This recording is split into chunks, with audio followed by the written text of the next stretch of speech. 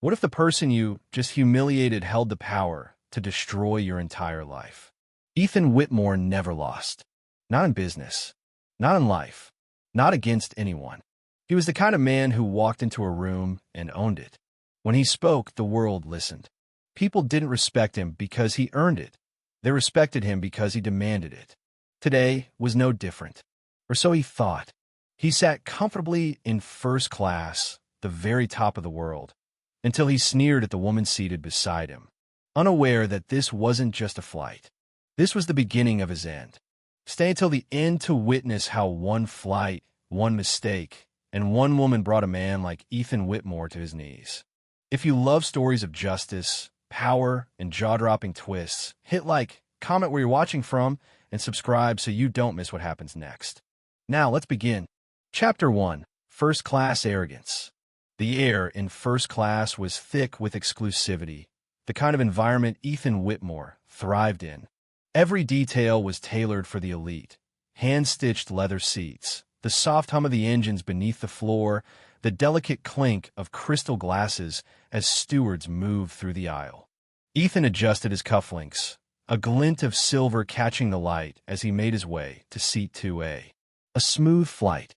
That's all he expected, until he saw her. In seat 2B, a black woman sat poised and focused, dressed in a sharp navy suit. Her posture was upright, elegant, composed. A tablet rested on her lap, her fingers moving across the screen with effortless grace. Ethan stopped mid-step, his jaw clenched. No, he thought.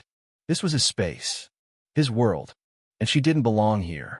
His mood soured instantly. He glanced toward the approaching flight attendant, blonde, young, and clearly eager to please. "Good evening, Mr. Whitmore. Can I help you with something?" she asked, her voice sweet and saccharine. Ethan didn't acknowledge her immediately. His cold blue eyes remained fixed on the woman in 2B, as though sheer willpower might make her vanish. She didn't even look up. "Yeah," Ethan finally growled. "There's been a mistake." The attendant, Emily, blinked. "Oh, this seat," Ethan gestured sharply, "is supposed to be empty." Emily glanced at her tablet, tapping a few buttons. "No, sir. The seating is correct." Ethan's jaw tightened. "Then move me somewhere else." "I'm sorry, Mr. Whitmore, but first class is at full capacity." "You expect me to sit here?" By now, a few passengers had turned their heads, their curiosity piqued. The woman beside him didn't flinch, still scrolling on her tablet. That made Ethan's blood boil. "Excuse me," he snapped, this time louder. The woman finally looked up. Her eyes met his calm, steady, piercing. "Yes?" she asked coolly. "You're in first class," he said, as if explaining basic geography to a toddler. A slow smile curved at the corners of her mouth. "I'm aware." Ethan sneered. Didn't realize they were handing out upgrades so freely. Her smile didn't waver. Didn't realize ignorance was still so fashionable. A few passengers stifled their laughter. Ethan's fists clenched. "Do you know who I am?" he barked, but directed the question at Emily, not the woman. Emily's face paled. "You're Mr. Whitmore, sir." "Exactly," he snapped.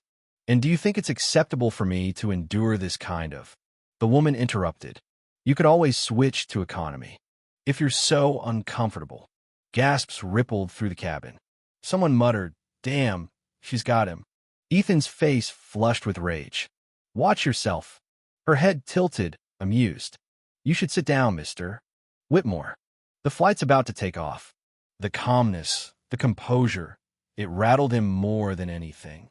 But he sat, not out of respect, out of rage, and not without a final act of defiance. From his pocket, he pulled out a small glass bottle, Armani Prive, his signature cologne. He sprayed it liberally into the air between them. The musky scent hung heavy. "God," he muttered, "can't stand certain smells."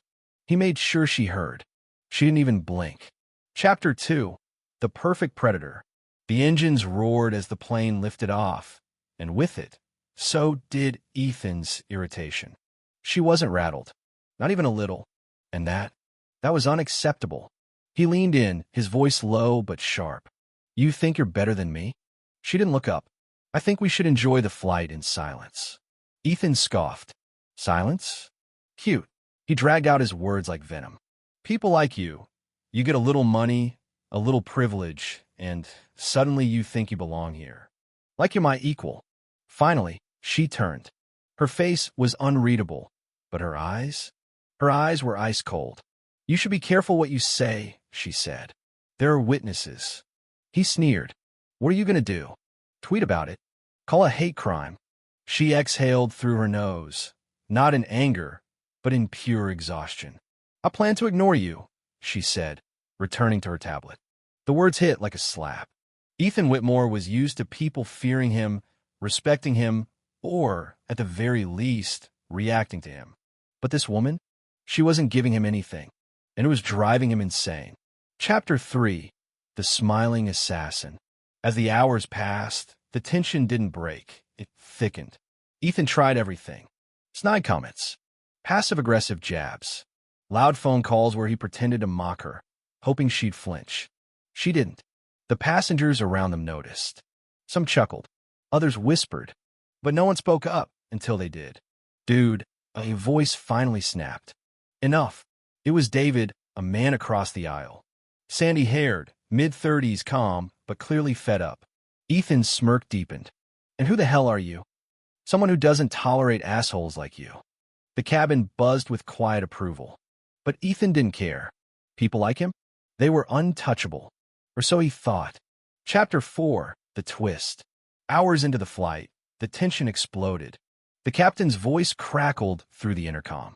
Ladies and gentlemen, we have a very special passenger on board today. A leader whose vision has reshaped industries, whose influence commands respect. Ethan sat up straighter. Finally, someone was recognizing him. Please join me in welcoming Ms. Maya Carter, the newly appointed CEO of Whitmore Enterprises. The entire cabin gasped. Ethan's world froze. What? His head snapped toward her. She smiled. Slow. Knowing.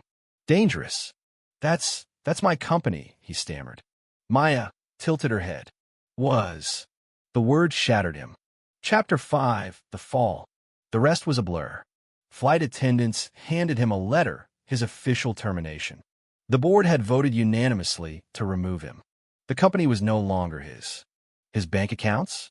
Frozen. His assets? Seized. His legacy? Gone.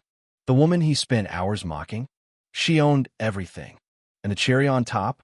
Security would be waiting to escort him off the plane upon landing. Enjoy economy class, Mr. Whitmore, Maya whispered, her voice velvet smooth. And with that, she returned to her tablet, leaving Ethan Whitmore drowning in the ruins of his empire. If you enjoyed this story of justice and power, don't forget to like, comment where you're watching from, and subscribe for more gripping tales. See you in the next one.